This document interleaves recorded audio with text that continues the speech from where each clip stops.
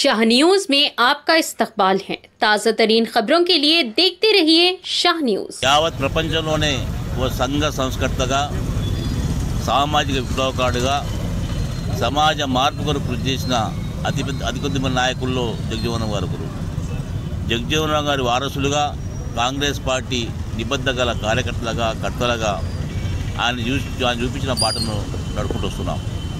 ఈ రోజుల్లో ఉన్న పరిస్థితి ఒకసారి నెమరేసుకుంటే గతంలో జగజీవన్ గారు చేసిన ఒక ఉత్తమ పార్లమెంటరీయన్గా పార్లమెంట్ను గడగడలాడించి ఈ సమాజంలో ప్రతి ఒక్కరి హక్కులు పొందాలి, ప్రధానంగా ఎస్సీ ఎస్టీ బీసీ మైనారిటీకి సంబంధించిన హక్కులు కాలరాస్తున్న తరుణంలో దానికి అండగా రావాలని చెప్పి ఉద్యమం చేసిన నాయకుడు జగజీవన్ గారు।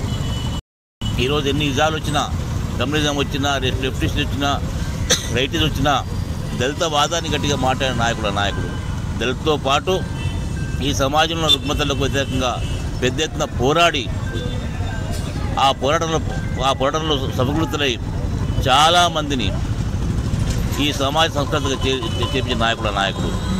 నేను ముఖ్యంగా ఈరోజున్న పరిస్థితుల్లో యువకులకు విజ్ఞప్తి చేస్తున్నా, జగజీవన్ గారు ఈరోజు సామాజిక విప్లవకారుడు।